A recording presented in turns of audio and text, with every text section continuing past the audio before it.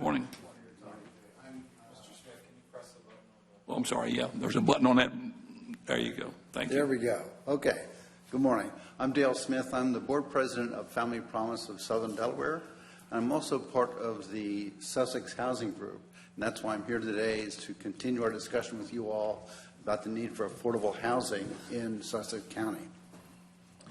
Back a couple years ago, the United Way and the Department of Health and Social Services did a study that was called ALICE. It's about the population of various states, including now Delaware, that talks about those folks who are asset limited, income constrained, employed. Often talked about as being the working poor. Most of us have this notion of the federal poverty level. Well, this ALICE threshold is that next level up of people just barely having enough for a household survivability income. Those are the folks that we tend to see in our grocery stores or know that they're in our healthcare systems. Those are like one paycheck away from having, or one disaster away from having a disaster. So those are the folks that are struggling with trying to get affordable housing where they work. We are seeing a lot of situations where families who have been evicted, families who are living in motels, can't get out of that situation because there's just no affordable housing available. Now, you've done a lot of work in the past, and what I would hope is that someday I can come back and say, yes, Sussex County is an example of what can be done in this area. Some of the things I could think about doing is being able to repurpose some of the retail spaces to be converted into housing.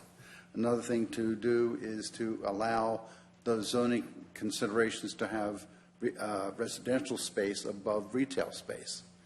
And another is to allow multiple kitchens in a particular structure so that a home could be renovated into multiple apartments, and having folks rent there. There are a lot of folks on the Sussex Housing Group who have a lot of expertise in this field. I know that some of you have heard from Michelle Williams in the past. She is a treasure trove of information about what the zoning constraints are and what could be done to put tiny homes or accessory dwelling units on properties. I'm sure you're all aware of the Pallet Village that's here in Georgetown. That was great to get people out of living in the woods so they at least have a shelter. But those structures don't have a kitchen. They don't have a bathroom in that structure. So it's much better than the tent, so they're safer in that regard. But where do they go after that? Are there group homes that could be allowed? So, again, I'm just here today to say thank you for the work you've done in the past. I want to continue. We'll have other folks coming from Sussex Housing to help continue this discussion. So thank you for your time. Thank you, sir. Dale, I think you had a great story in the paper this morning also, didn't you, in the Delaware State News? I did not see Take a look that, at sir. it. I think it was very good. Okay. Well, good. Thank you for all you do. Thank you.